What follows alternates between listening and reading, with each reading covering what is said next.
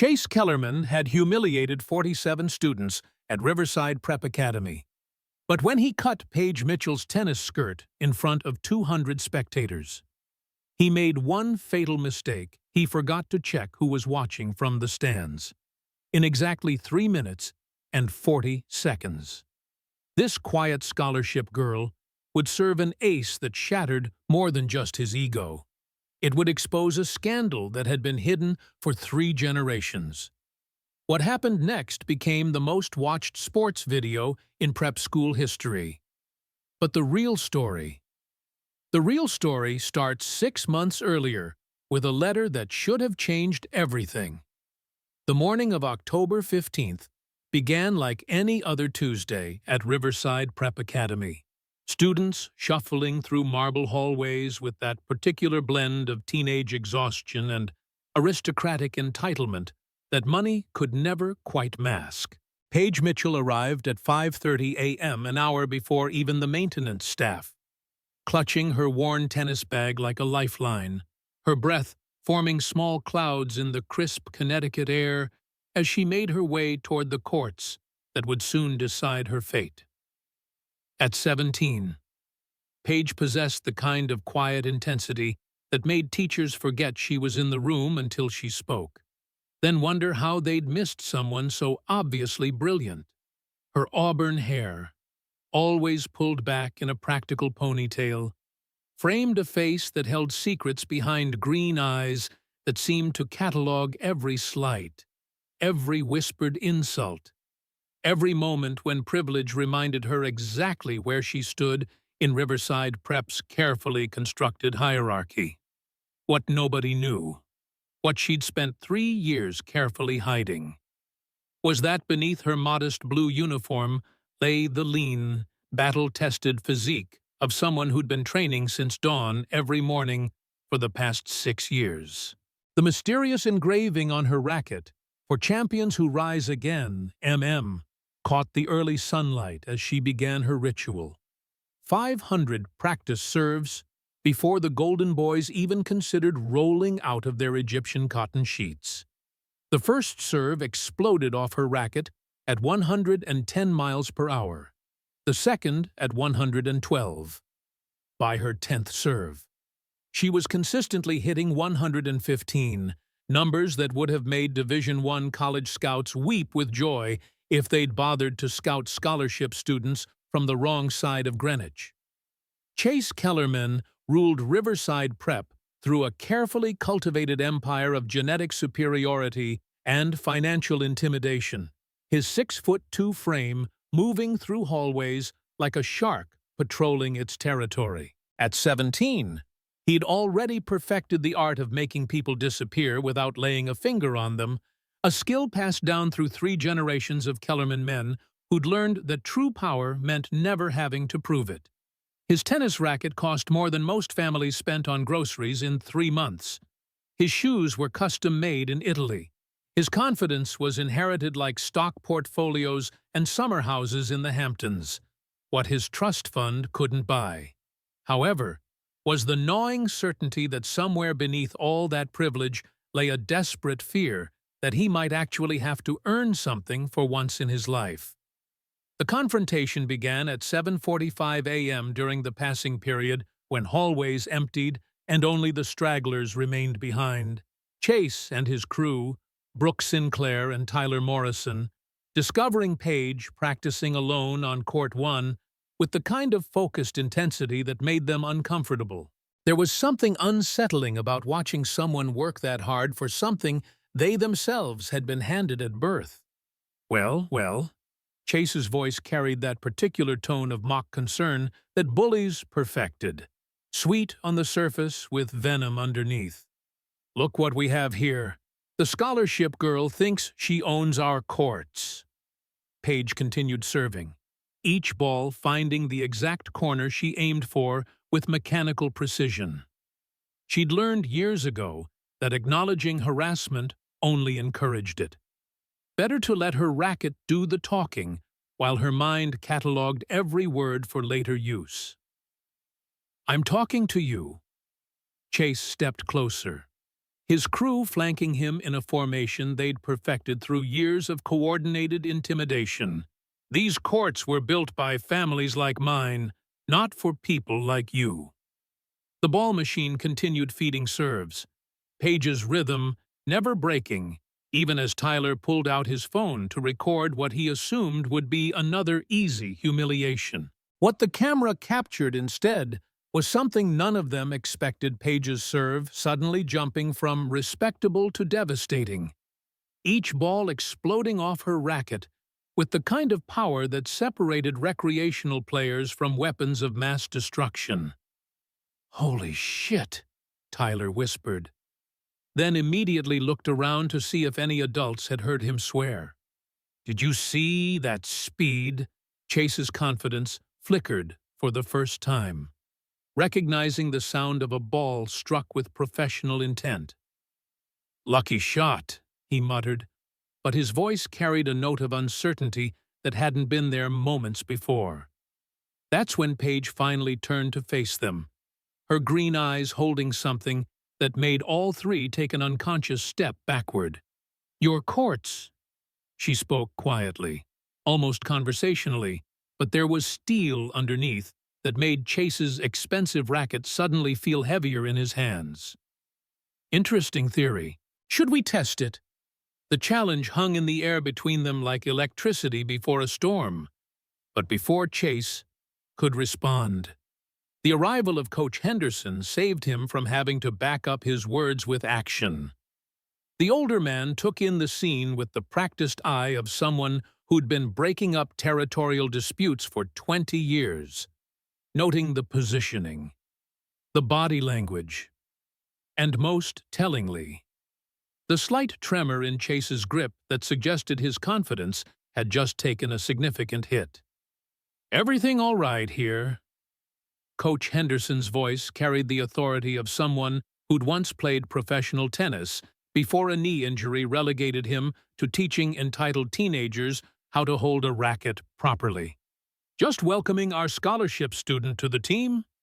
Chase recovered quickly, his smile returning like a mask sliding back into place.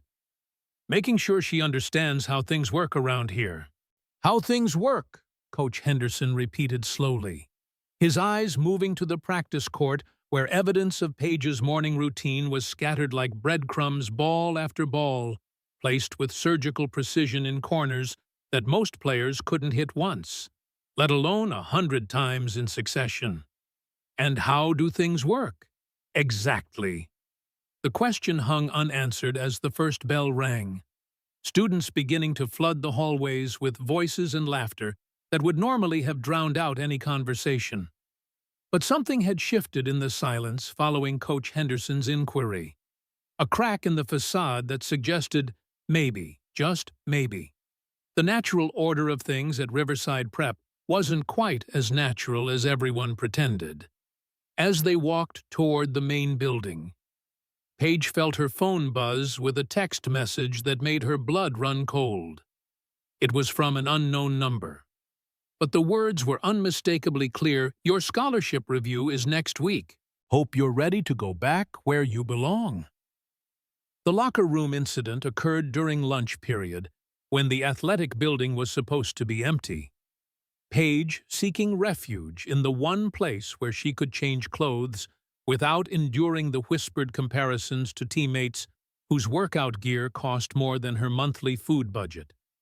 She was pulling on her practice clothes when voices echoed through the adjoining equipment room, familiar voices discussing something that made her freeze with one arm halfway through her sleeve. "Operation Clean Sweep is working perfectly." Chase's voice carried the satisfaction of someone whose plan was exceeding expectations. "Thompson's racket strings mysteriously snapped during yesterday's match.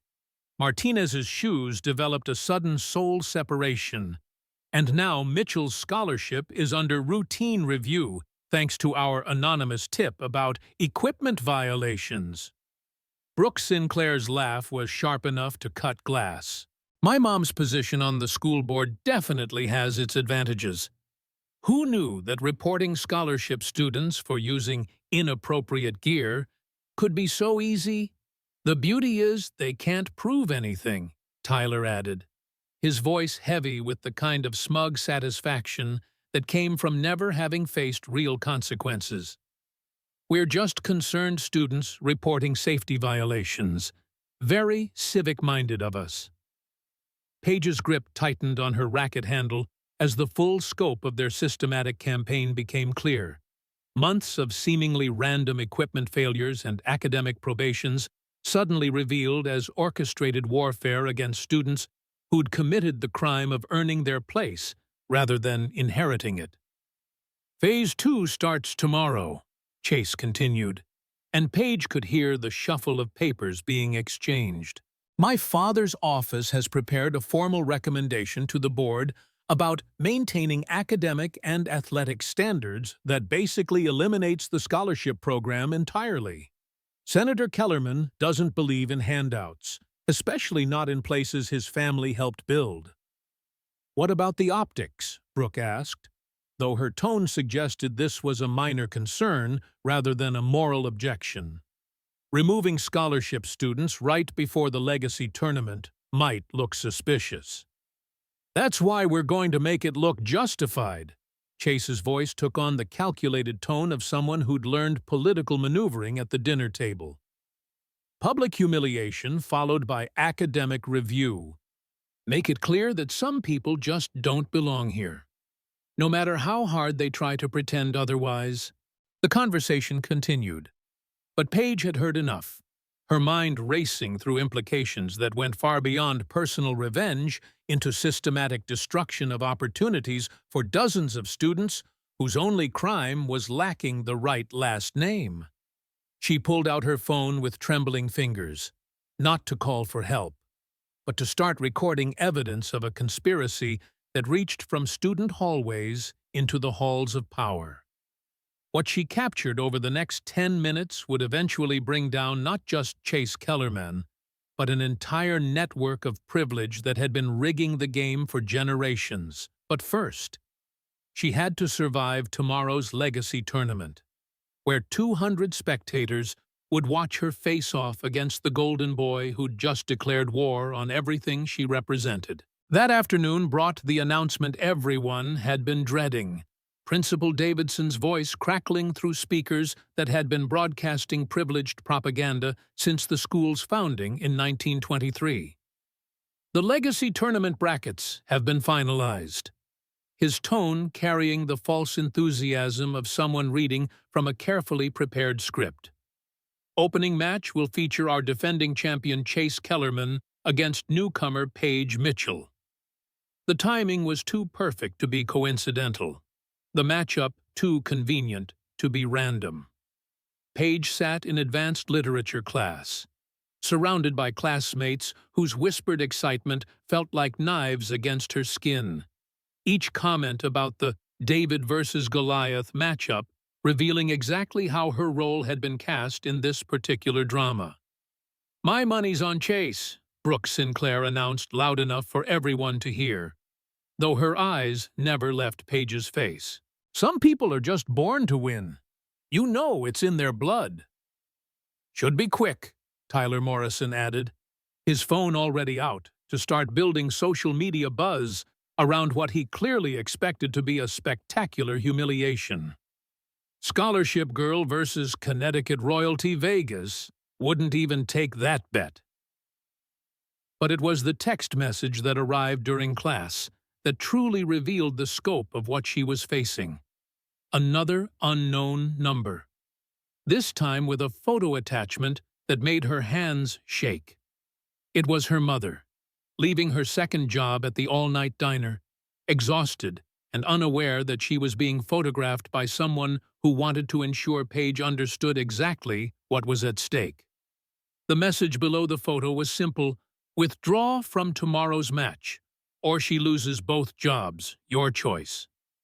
Paige stared at the screen for a long moment, calculating odds and options with the same analytical precision she brought to tennis strategy. They'd made this personal now, moved beyond school politics into threats against the woman who'd worked 3 jobs for 6 years to pay for tennis lessons that barely qualified as professional coaching, compared to what Chase received daily from former touring pros. That evening, alone in the equipment room she'd been assigned as a study space because scholarship students weren't permitted in the main library after hours. Paige made a decision that would change everything. She pulled out her worn racket and examined the mysterious engraving that had been her constant companion for 3 years. For champions who rise again, MM. The time had come to discover what that inscription really meant, and whether the quiet girl from the wrong side of Greenwich had inherited more than just her sister's old equipment. She picked up her phone and dialed a number she'd memorized but never called, a number that connected her to someone who'd been waiting 6 years for exactly this moment. "Mia," her voice barely whispered across the empty room. "It's time to tell me the truth about what really happened to you at Riverside Prep." The conversation that followed would shatter everything Paige thought she knew about her family's history with Connecticut's most exclusive academy. But more importantly, it would arm her with weapons that Chase Kellerman never saw coming. Because tomorrow's match wasn't just about tennis. It was about justice that had been delayed for 6 years, finally finding its moment to serve. As midnight approached and Paige finally headed home to an apartment where her mother was already asleep after her 3rd consecutive 16-hour day, she carried with her the weight of truth that felt heavier than any racket she'd ever swung. The Legacy Tournament would begin in 10 hours. Chase Kellerman would arrive expecting another easy victory, and 200 spectators would witness either the confirmation of privilege's power or the beginning of its destruction. What none of them knew, what couldn't possibly have been predicted, was that the quiet scholarship girl had just learned she wasn't quiet by nature. She'd been quiet by choice, waiting for the right moment to remind everyone at Riverside Prep Academy that some games were worth playing, even when the deck was stacked against you. The courts would open at 8 a.m. The crowd would arrive by 9, and at exactly 10:15 a.m. Chase Kellerman would make the mistake that transformed a simple tennis match into the shot heard round the prep school world. But first, he had to survive the next 8 hours, because word was already spreading through encrypted messages and whispered conversations that tomorrow's match wouldn't be quite what anyone expected. The quiet girl had found her voice, and when she finally chose to use it, the sound would echo far beyond the boundaries of any tennis court. The morning of October 16th arrived with the kind of crisp autumn air that should have heralded new beginnings instead of institutional warfare. But Paige Mitchell stood before her bathroom mirror at 5:30 a.m., holding a tennis racket that had just revealed secrets worth 6 years of silence. The phone call with her sister Mia had lasted until 3 a.m., every word reshaping everything she thought she knew about Riverside Prep Academy and the Mitchell family's complicated history with Connecticut's most exclusive institution. "The racket was mine first." Mia's voice had carried across the years like an echo from a different lifetime. "Dad saved for 2 years to buy it. Custom-made by the same company that supplied Wimbledon champions. When I was expelled for allegedly stealing equipment, they let me keep it as a gesture of goodwill, knowing I'd never be able to afford another one like it." The truth had been simpler and more devastating than any conspiracy theory. Mia Mitchell had been Riverside Prep's greatest tennis prodigy until the day she'd been framed for theft by the previous generation of Kellermans, her full scholarship to Stanford rescinded, her reputation destroyed, her future dismantled by people who couldn't tolerate excellence from the wrong economic background. "I've been watching you from a distance for 3 years, Mia had continued, her voice thick with emotion that time hadn't diminished. "Every morning practice session, every match, every moment when you held back because you were afraid of standing out too much. But today, Paige, today you stop hiding who you really are. Now, 6 hours later, Paige walked through Riverside Prep's gates carrying more than just her sister's racket. She carried the weight of justice delayed and the promise of vindication that had been 6 years in the making. The parking lot was already filling with luxury vehicles, parents and alumni arriving for the legacy tournament that would determine not just tennis rankings, but the future of scholarship students who'd dared to compete on courts built by families who considered them trespassers. The crowd gathering around Court 1 represented everything Paige had learned to navigate carefully. Old money and older prejudices wrapped in designer athletic wear and false enthusiasm for school spirit. She spotted Senator Kellerman immediately, his silver hair and entitled posture marking him as clearly as a neon sign advertising political ambition built on educational exclusion. "There she is!" Brooke Sinclair's voice carried across the warming-up area with theatrical excitement. "Our little Cinderella, ready for her moment at the ball. Too bad midnight comes early for scholarship students."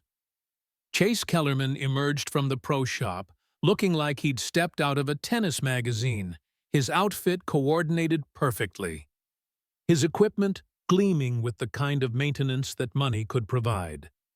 But there was something different in his eyes today, a tightness around the edges that suggested last night's threats hadn't been delivered with complete confidence. "Mitchell?"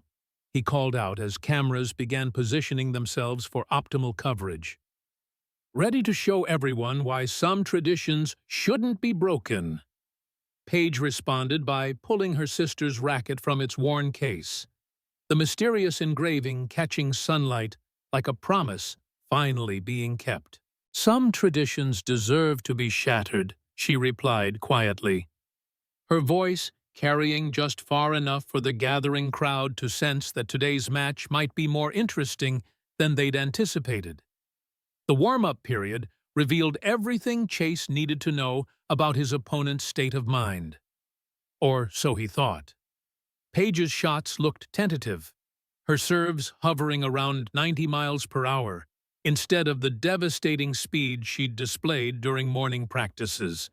Her footwork seemed hesitant, her strategy unclear, her overall demeanor suggesting someone overwhelmed by the moment's magnitude. "This is going to be easier than I thought," Chase muttered to Tyler Morrison, who was live-streaming pre-match commentary to followers eager for content. "She's already choking and we haven't even started." What Chase couldn't see, what none of the spectators understood, was that Paige was studying him with the analytical precision of someone who'd spent months analyzing his weaknesses, every serve pattern, every favorite shot placement, every tell that revealed where his next ball would land. She cataloged it all while appearing to struggle with basic game mechanics. The match began at exactly 10:15 a.m., with Chase serving to a crowd that had swelled to nearly 300 spectators. Local media recognizing that stories about prep school athletics played well with audiences fascinated by glimpses into elite education.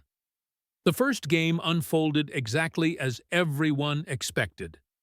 Chase's powerful serves and aggressive net play overwhelming Paige's seemingly tentative responses. "Game. Kellerman," the chair umpire announced as Chase pumped his fist toward the crowd, already playing to cameras that would soon capture something none of them anticipated. The early games continued following the predicted script, Chase building a commanding lead, while Paige appeared to struggle with the pressure of performing in front of Connecticut's tennis establishment. By the fourth game, the score stood at 4-love in Chase's favor, his confidence growing with each point that confirmed his assumptions about natural superiority and inherited talent. "Maybe we should invoke the mercy rule," Senator Kellerman announced loudly enough for everyone to hear, his voice carrying the satisfaction of someone whose worldview was being validated in real time. "No point in prolonging the inevitable." That's when the first crack appeared in Chase's facade, a double fault at 30 love that brought confused murmurs from spectators who'd never seen him display nerves during crucial moments. Page's return of serve suddenly found angles that hadn't existed in previous games, her shots carrying pace that made Chase's racket vibrate with unexpected impact. "Where did that come from?" Brooke Sinclair asked Tyler Morrison, her phone capturing every moment of what was supposed to be a routine humiliation.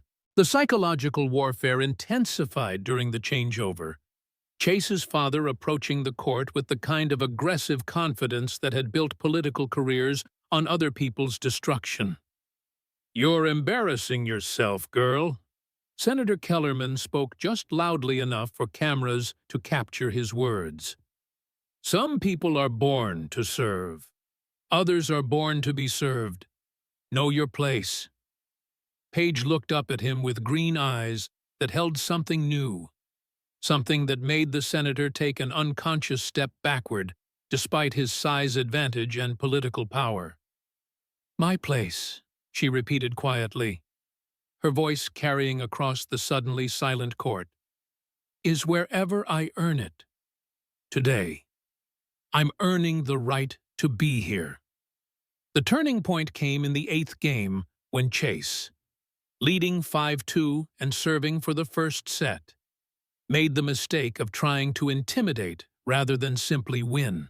His serve, instead of being placed for maximum effectiveness, was aimed directly at Page's body, a message about physical dominance that crossed the line from competition into aggression. Page's return was a backhand that exploded off her racket at 115 miles per hour, the ball passing Chase before he could react and leaving him standing frozen while the crowd erupted in surprise.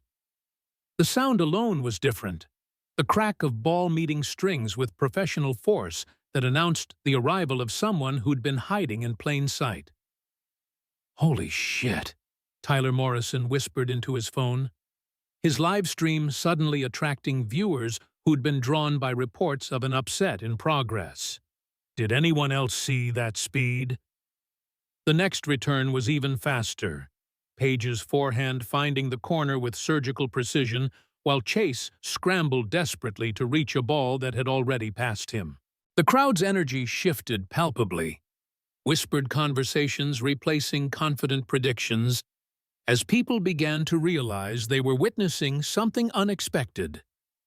"She's been sandbagging," Coach Henderson muttered to himself. Recognition dawning as he watched Page move with the fluid precision of someone who'd been training at elite levels while pretending to struggle with basics. The girl's been playing possum this entire time. Chase won the first set 7-5, but his victory celebration felt hollow as he processed what had just happened in those final games. His lead had evaporated from 5-1 to 5-4 in minutes, his confidence shaken by returns that seemed to defy physics and footwork that suggested levels of training he'd never suspected. During the break between sets, Page received a text message that made her smile for the first time all morning. It was from Mia. "Stop holding back. It's time to show them what a Mitchell can really do." The second set began with Chase serving desperately, his previous casual confidence replaced by the grim determination of someone who'd suddenly realized his reputation might be in jeopardy. His first serve clocked at 120 miles per hour, a career best that should have announced his superiority to anyone watching. Page's return was a casual backhand that sent the ball screaming past him at an angle that seemed to violate geometry. Her footwork so smooth it appeared effortless, while Chase struggled to comprehend how someone could generate that much power from such a relaxed position. "Game, Mitchell," the umpire announced as Page walked calmly to her position, her entire demeanor transformed from tentative student to predatory athlete. The crowd's reaction was immediate and divided, scholarship students and younger alumni beginning to cheer, while legacy families watched in stunned silence as their certainties crumbled with each devastating return. Senator Kellerman's face had gone through several shades of red before settling on a purple that suggested cardiovascular stress. By the fourth game of the second set, Chase was sweating profusely despite the cool October weather, his shots becoming increasingly erratic as Paige systematically dismantled every aspect of his game. Her serves had climbed to 125 miles per hour. Her returns were finding corners with machine-like precision. Her court coverage made him look slow and predictable. "This isn't possible," he muttered during a changeover, staring at his racket as if it had betrayed him. "She's a scholarship student. She can't be this good." That's when Paige made the mistake of relaxing her guard, her concentration slipping just enough for Chase to recognize an opportunity for the kind of desperate measure that had saved Kellerman reputations for 3 generations. If he couldn't win through tennis, he'd win through humiliation, a tactic that had never failed to restore the natural order of things. The incident occurred during the 7th game of the second set. Score tied 3-all and tension reaching levels that made spectators lean forward in anticipation. Paige was serving at 30-love when Chase positioned himself unusually close to the net, his movement suggesting aggressive return tactics, but actually concealing something far more sinister. Her serve exploded off the racket at 128 miles per hour. Chase's attempted return sending him stumbling forward with his racket extended. What happened next appeared to be an accident, a desperate lunge that resulted in his racket catching the hem of Paige's tennis skirt, the broken string that he'd prepared earlier slicing through fabric with surgical precision. The sound of tearing cloth echoed across Court 1 like a gunshot, followed immediately by gasps from spectators who couldn't believe what they'd just witnessed.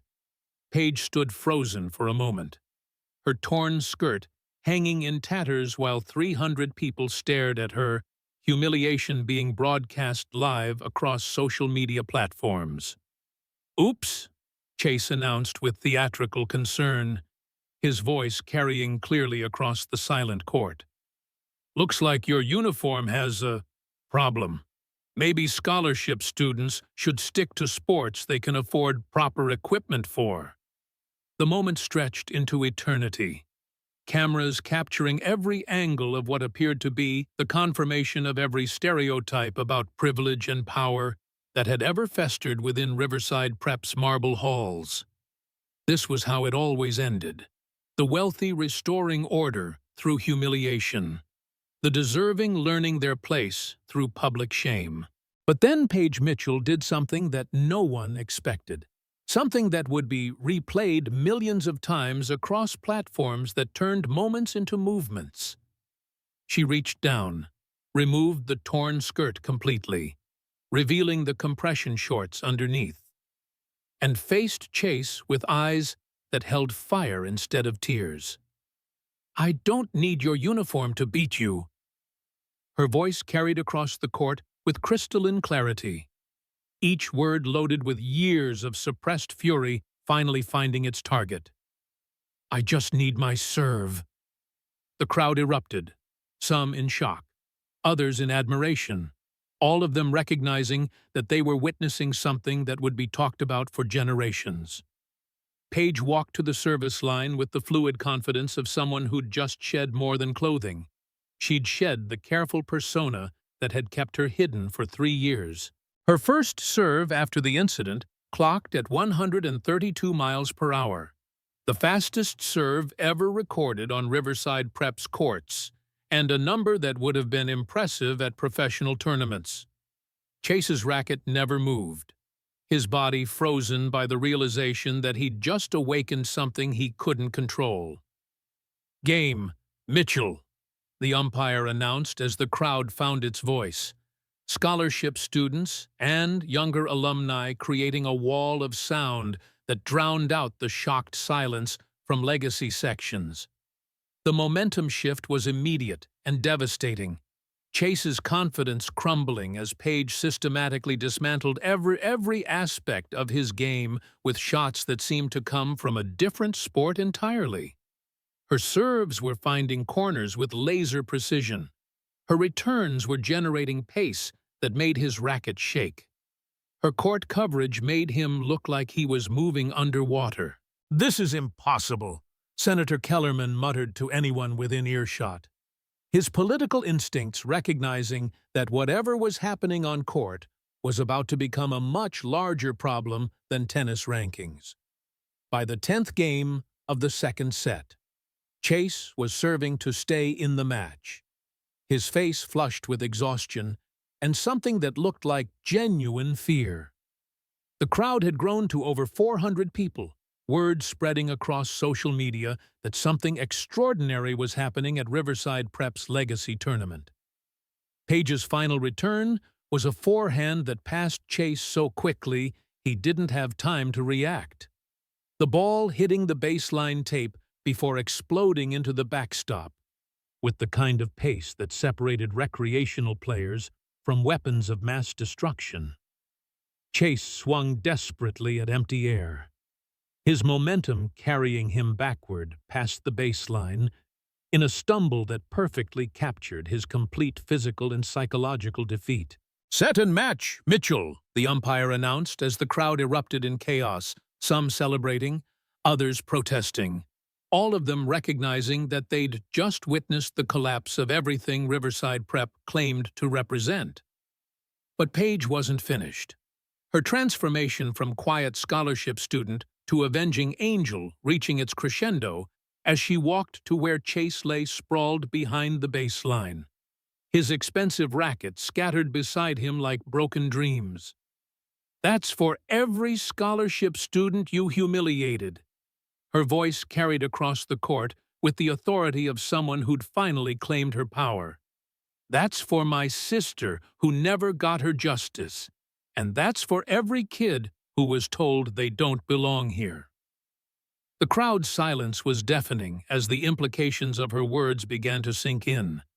Cameras capturing every moment of what was clearly more than just a tennis match. This was justice served at 130 miles per hour. Vindication delivered with surgical precision. Revolution disguised as athletics. That's when Page pulled out her phone and connected it to the court's sound system, her voice carrying clearly as she addressed the stunned assembly of Connecticut's tennis elite. "For 3 years, I've listened to people talk about natural talent and inherited superiority, about bloodlines and breeding, and all the lies privileged people tell themselves to justify systems that rig the game from birth." She held up her racket, the mysterious engraving now clearly visible to cameras that were broadcasting live to audiences growing by thousands every minute. "This racket belonged to my sister Mia Mitchell, expelled from Riverside Prep 6 years ago for allegedly stealing equipment. The same equipment that was actually a gift from her coach, the same sister who had her Stanford scholarship revoked based on false accusations, the same family that was destroyed because a previous generation of Kellermans couldn't tolerate excellence from the wrong economic background." The revelation hit the crowd like a physical blow, whispered conversations erupting as people began connecting dots that painted a picture of systematic corruption spanning decades. Senator Kellerman's face had gone ashen as he realized the implications of what was about to be exposed. "But that's not even the worst part," Page continued, her voice gaining strength as 3 years of suppressed truth finally found its voice. "What you just witnessed wasn't just one student defeating another. It was the exposure of a conspiracy that's been destroying scholarship students for generations." She pulled out her phone and began playing recordings, Chase's voice filling the court as he discussed Operation Clean Sweep and the systematic sabotage of students who'd committed the crime of earning their place rather than inheriting it. The audio quality was perfect, every word clear as Chase. "Brooke, and Tyler discussed their campaign to eliminate the scholarship program entirely. The crowd's reaction was immediate and visceral, gasps and shouts of outrage erupting as people processed the scope of what had been happening under their noses. Parents who'd assumed their children were simply better began questioning everything. Alumni who'd donated money to maintain excellence realized they'd been funding discrimination. Media representatives recognized they were witnessing the kind of scandal that defined careers. "There's more," Paige announced, her phone now displaying financial records that she'd been gathering for months. Documentation of equipment sabotage, grade manipulation, and systematic harassment designed to force out students who threatened the established order, all approved by people who believed their money gave them the right to destroy other people's futures. Senator Kellerman tried to approach the court, his political instincts screaming that damage control needed to begin immediately. But his path was blocked by Coach Henderson, whose face showed the expression of someone who'd finally found the courage to stop enabling corruption. "I think you've done enough," the coach announced, his voice carrying clearly across the court. 6 years of looking the other way while you people destroyed kids' lives. That ends today." The transformation that followed was swift and complete. Phones buzzing with notifications as Paige's story spread beyond Riverside Prep into the wider world of social media and mainstream journalism. Within an hour, Tatra Justices for Mia was trending nationally. Within 2 hours, news vans were arriving on campus. Within 3 hours, the Connecticut Department of Education had announced a formal investigation. But perhaps the most important moment came when a figure emerged from the crowd that had been growing throughout the afternoon. A woman in her mid-20s with auburn hair and green eyes that perfectly matched Paige's. Mia Mitchell walked onto Court 1 for the first time in 6 years, her presence causing a ripple of recognition through spectators who remembered the scandal that had once rocked their insular world. The sisters met at Center Court, 6 years of separation collapsing into an embrace that captured everything about justice delayed but never denied. "I knew you'd find a way," Mia whispered, her voice thick with emotion that cameras couldn't quite capture, but everyone could feel. "I knew the moment I saw you pick up that racket that someday you'd finish what they prevented me from starting." The reunion was interrupted by the arrival of Principal Davidson, his face showing the expression of someone whose career had just been ended by 3 hours of recorded evidence and social media exposure. "Miss Mitchell," he addressed Paige with the careful tone of someone trying to minimize legal liability, "I think we need to discuss this situation privately." "No more private discussions." Paige's response carried the authority of someone who'd just claimed her power and had no intention of giving it back. No more backroom deals or quiet expulsions or anonymous tips that ruin people's lives. Everything happens in public from now on. The afternoon concluded with Senator Kellerman's quiet departure. His political career effectively ended by recordings that would soon be featured on national news programs.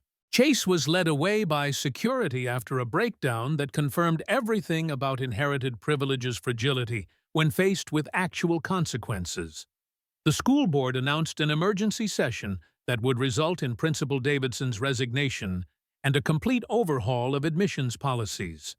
But for Paige and Mia Mitchell, standing together on the court where justice had finally been served, the most important victory was simpler and more profound: the restoration of a family's honor and the proof that some games were worth playing, even when the deck was stacked against you.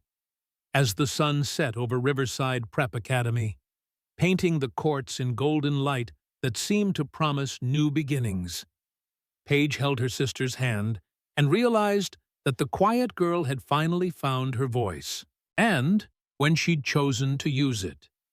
The sound had echoed far beyond the boundaries of any tennis court. creating ripples that would change not just one school, but an entire system built on the belief that some people were born to serve while others were born to be served. The revolution had begun with a tennis serve, but it would end with something far more powerful than any sport could provide. It would end with the understanding that real champions weren't made by bloodlines or bank accounts. They were forged in the fire of adversity and tempered by the refusal to accept that fairness was too much to ask for in a world that had forgotten what justice looked like. The legacy tournament was over, but the legacy itself was just beginning. Within 24 hours, Paige's story had exploded across every major platform. The video of her final serve accumulating over 50 million views, while #PrivilegeServed became the rallying cry for students facing discrimination nationwide. College scouts who'd never considered Riverside Prep's scholarship students suddenly found themselves in bidding wars. Universities, recognizing that talent hidden by systemic bias represented untapped potential worth millions in athletic scholarships. The Department of Education's investigation uncovered a network of corruption spanning 12 elite institutions, all employing similar tactics to maintain artificial hierarchies that prioritized donation potential over academic merit. Senator Kellerman's political career ended with criminal charges for conspiracy and fraud. His son Chase facing expulsion from every college that had previously guaranteed his admission based on family connections rather than personal achievement. But perhaps the most profound transformation occurred within Riverside Prep itself. Scholarship students, who'd spent years in silent survival mode, suddenly finding their voices as Paige's courage created space for others to speak truth to inherited power. The blue uniforms that had marked them as second-class citizens were eliminated. The court scheduling system that had relegated them to dawn practices was restructured. The culture of intimidation that had thrived in shadows was exposed to sunlight that killed it completely. 6 months later, Paige stood before a congressional hearing on educational equity. Her testimony helping to pass legislation that would protect students nationwide from the kind of systematic discrimination she'd exposed. The quiet girl had become a voice for justice, proving that sometimes the most powerful revolution begins with someone who's been underestimated, finally deciding to show the world exactly what they're capable of achieving. Every serve contains the potential to change everything. The question is whether you have the courage to swing for something bigger than just winning the point.